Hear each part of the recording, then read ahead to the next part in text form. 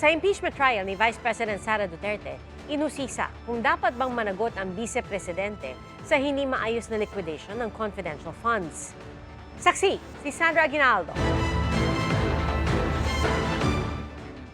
Sa karanasan ng State Auditor na si Roderick Quamil, ngayon lang daw niya naranasan na puro acknowledgement receipt ang isinumite ng isang ahensya sa pag-liquidate ng confidential funds. Anya, walang isinumite ang Office of the Vice President ni isang official receipt na galing mismo sa pinagbilhan ng bagay. Ni isa dun sa mga ginastos, walang official receipt at walang sales invoice. Yes po, Your Honor. Okay. Sa experience mo dun sa December 21 to 31, masasabi mo bang standard practice yan ng iba pang mga ahensyang iyong na-audit? Hindi ko po siya masasabing in standard practice since ito po yung kauna-unahang beses na puro AR po yung sinamit sa amin.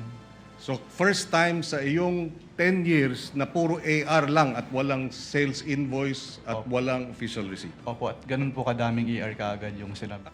Ang OVP lang din ang naranasan ni Wamil na tumangging tanggapin ang unang audit observation memo na naglalaman ng mga paglabag sa liquidation rules. Alam nyo ba kung ba't hindi tinanggap? Dahil walang authorization, tama ba yon? Yes po, wala daw pong mag-i-receive. Ganyan ba dapat? Ganyan ba ang kalakaran pagka ang isang ahensya ng pamahalaan ay binigyan niyo ng AOM? Nangyayari ba yan na hindi tinatanggap ng ahensya? Yan po yung first time na nangyari po, Your Honor. So, that's unusual. Yes po, that's unusual po. Lumabas din sa pagdinig na may notice of disallowance ang OVP. Ibig sabihin, pinababalik na ng COA sa OVP ang mahigit 73 million pesos na pera ng gobyerno dahil sa kabiguan umano na makapagpakita ng katibayan sa pinagkagastusan ng confidential fund nito. Ang kasunod na noon, ayon kay Wamil, pwede nang magsampa ng kaso sa ombudsman. Pero ilang senador ang nagtanong, matuturing ba raw na pinal ito o pwede pang ayusin ng bise sa pamamagitan ng pagpapakita ng katibayan gaya ng mga resibo o questionin ang desisyon ng COA sa Supreme Court. Kailan nagiging final yung mga yan? Failure to liquidate. Yung finding na failure to liquidate. Kapag nag-appeal po and then nagkaroon po ng resolution si Commission Proper at nagkaroon po ng final decision. If it is appealed to the Supreme Court under whatever relevant rule, 45 or 65, as a lawyer, does that make the decision of the COA final or does that mean it's not yet final until and unless ruled upon by the court with finality? Kapag naging final na po, on the level pa lang po ng COA, ay dapat na po siyang bayaran. Even if there is a pending petition with the Supreme Court, hindi po siya may stay unless may TRO po. Unless nga may TRO. Yes po, Your Honor. Tinanong din si Wamil, may pananagutan ba si Vice President Sara Duterte sa kabiguan ng kanyang mga tanggapan na maliquidate ng maayos ang pondo? Ang tanong dito, sino ang accountable officer dito sa sitwasyon na to? Kasi ang liwaliwanag na hindi naman si Vice President ang payee. Hindi naman sinasabi na nasa kanya yung pera. Ang liwanag sa inyong joint circular that the special disbursing officer is the one who was designated by the head of agency to have custody, di ba? And in the case of the OVP, si Acosta yon. In the case of DepEd, hindi ba si Fajarda yon? That is not entirely correct po, Your Honor. Because under the joint circular, it shall be the responsibility of the head of the agency first to approve yung cash advance.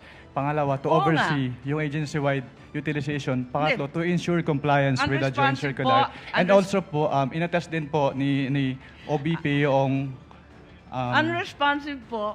Binalikan din ni Senadora Amy Marcos ang sinabi ni Wamil na batay sa panuntunan kung hindi maliquidate ang pondo ng gobyerno, may presumption o pinagpapalagay na nagamit ang pera sa personal na bagay. Was there a finding na ginamit sa pansarili yung mga confidential funds ng OVP? that is a presumption po. Pero actually. hindi sinabi. Sa madaling sabi, Pero dahil wala presumption talagang po siya, hindi po siya kailangan sabihin, Your Honor. Naintindihan ko, pero wala doon. Is there a COA finding na ninakaw ang confidential funds doon sa various AOMs and notice? Meron bang sinasabi doon na ninakaw? It was stolen? There is a prima facie evidence na nagamit po siya for personal use or benefit under the joint circular. Giit ni Wamil, responsable ang pinuno ng ahensya ng gobyerno sa pagtiyak na nagamit ng tama ang pondo ng opisina niya. Ang sabi doon, head of agency or person designated. Oo, ang liwanag sa definition ng joint circular. Mag-yes or no ka lang, kanina ka pa inaaway mo ko lagi. Sorry po, Your Honor. But hindi po ako pwedeng mag-answer categorically since yun nga po yung provision But it's categorical. na yes or Why don't either you go yes back or to your either joint no po. circular? Yeah po. Kapag Okay. sinabi po kasing Doon categorical, sa it's either yes definition, po ang or- liwaliwanag, SDO kapag na-designate ng head of office, di ba? But hindi po kasi doon na nalilimit lang yung term na accountable officer kasi may other provisions na applicable pa din po. May kaugnayan din dito ang pagtatanong ni Senator Judge Risa Ontiveros. Sa Government Accounting Code, sino po ang mga opisyal na tinuturing na accountable officers? Under the Government Accounting Code, yung disbursing officer, yung accountant, yung treasurer, yung project officer, and the head of the agency po. At tama po ba na under this law, sa sections 101 at lalo na 102, ang head of agency ay primarily at immediately responsible para sa pondo sa kanyang ahensya? Yes po. Ayon kay Attorney Soledad Deriquito Mawis, din ng College of Law ng Lyceum of the Philippines University, dahil si Vice President Duterte ang pumirma ng mga disbursement voucher, may command responsibility siya at dapat alam niya kung paano ginastos ang pondo. Ang nakasakdal ho dito ay si Vice President, hindi ho yung mga ibang tao. Yung liability na ho ng ibang tao, sa korte na ho siguro yan kung may ifa-file na kaso. I think command responsibility alone. Dapat inauthorize kung tao ito tanggapin, dapat alam mo rin kung paano ginasta. Kasi meron yung mga pinirmahan niya kahapon, yung mga pinapakita like the disbursement voucher, Yes, yeah. tapos yung mga certifying that the physical and financial plan. Yes.